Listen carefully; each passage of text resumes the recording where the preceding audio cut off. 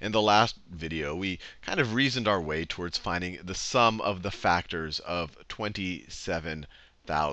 What I want to do in this video is really just revisit what we did in the last video and see if we can come up with a more generalized way of finding the sum of the factors of a number. So in the last video, we started with 27,000, and we figured out that its prime factorization is 3 to the third times 2 to the third times 5 to the third. Or we could say 2 to the third. We could switch the orders here.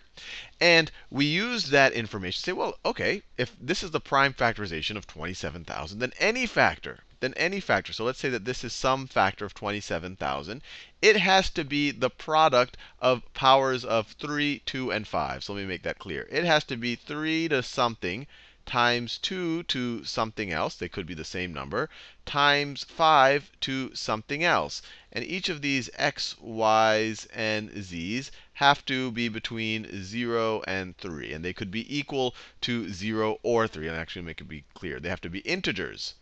They have to be integers, where these are integers. This notation kind of here implies that you could be any number there, but they have to be integers in between 0 and 3, including 0 and 3. And just to be clear, we can just generate arbitrary factors here. We could say, OK, let's pick 0. It could be 3 to the 0 times 2 to the second power times 5 to the 1. This will be a factor of 27,000. You could figure out this is 1 times 4 times 5. This is equal to 20. And you can just look, you can just keep taking different values of x, y, and z to get all of the factors. So essentially, you have to go through all of the different combinations here and add them up. And that's what we did in the last video. And to be able to think through that, I drew a little bit of a grid. I started with powers of 3, so 3 to the 0. Let me write it here. So you start with 3 to the 0, 3 to the 1, 3 squared, 3 to the third is 27. And then I had powers of 2, 2 to the 0, 2 to the first, 2 squared.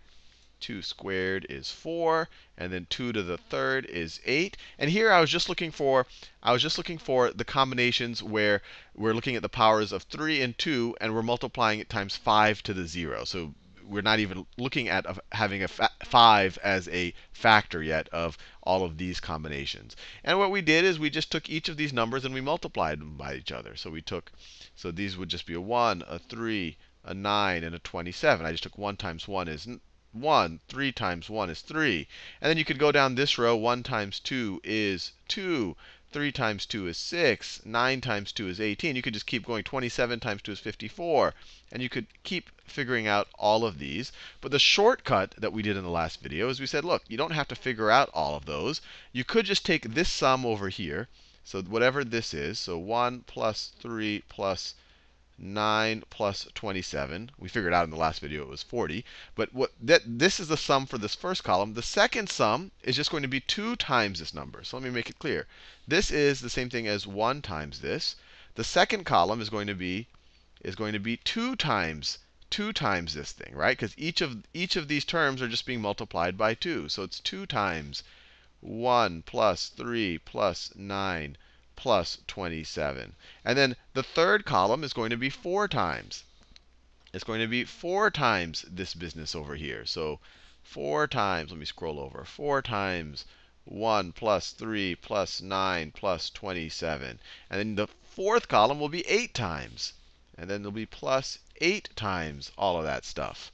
1 plus 3 plus 9 plus 27. In the last video, I added them up and got 40. But I'm keeping them this way on purpose. Because this thing right here, what I just wrote, and this is essentially the sums of all of the combinations where our x's and y's are between 0 and 3, integers between 0 and 3, including 0s and 3, and z is 0, because we're not multiplying any of these by 5. So when we ignore the 5, the sum here, and this is exactly what we did in the last video, this is exactly equal to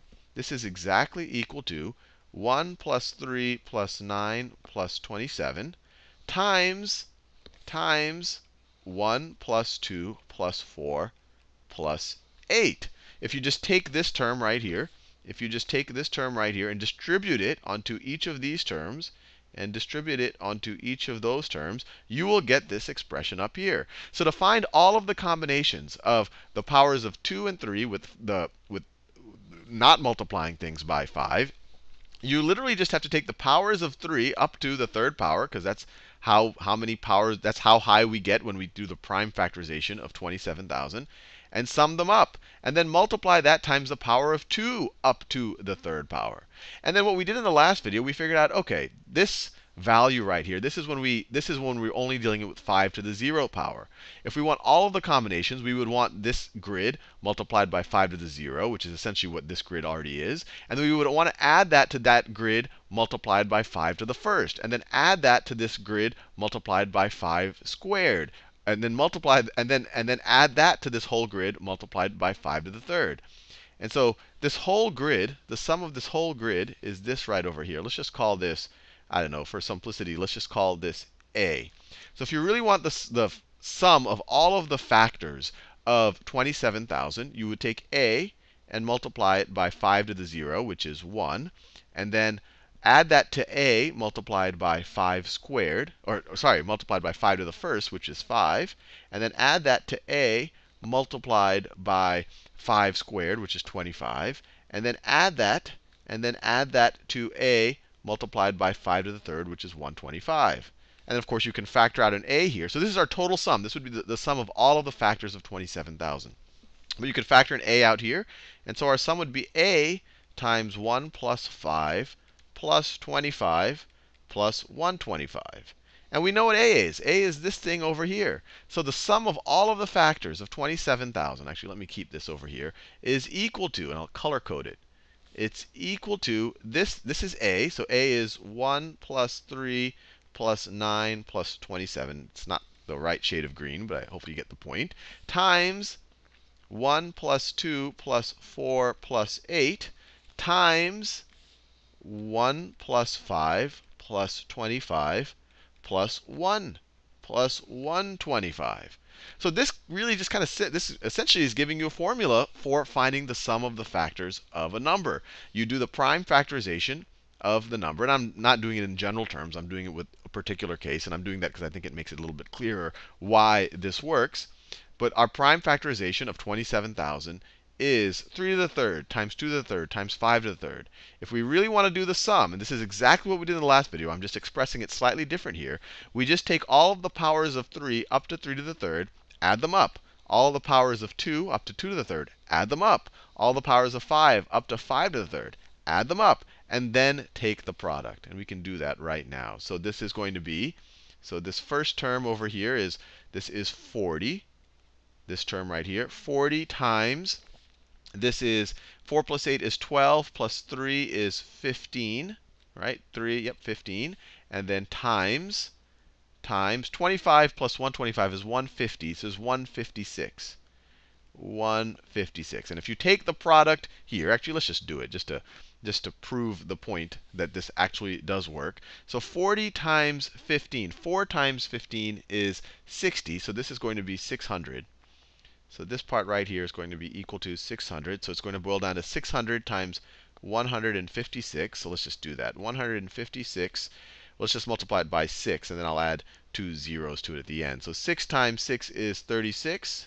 6 times 5 is 30, plus 3 is 33. 6 times 1 is 6, plus 3 is 9. And of course, if we want to multiply it by 600, we just add 2 zeros here, and we get the exact same answer that we got in the last video. So hopefully you found that useful. I haven't proven it in general terms, but you can. Maybe I'll do that if I feel like doing a video on that. But you see a general method for finding the sum of the factors of a number. Actually, let me just write that. Let's just do another problem, just a real fast. Let's say I had the number, I don't know, let's say we had to find the sum of the factors of 300. So 300 is 3 times 100, which is 10 times 10. And that is 2 times 5 times 2 times 5. So 300 is equal to 3 times 2 squared times 5 squared. That's the prime factorization of 300. So if we wanted to find the sum of all of its factors, it would be 3 to the 0, which is 1, plus 3 to the 1, which is 3. We won't go to any higher powers of 3 here, because that's the highest power we have in the prime factorization. So that's dealing with the 3's, times 2 to the 0, which is 1, plus 2 to the 1, which is 2, plus 2 squared. That's how high we can get, which is 4.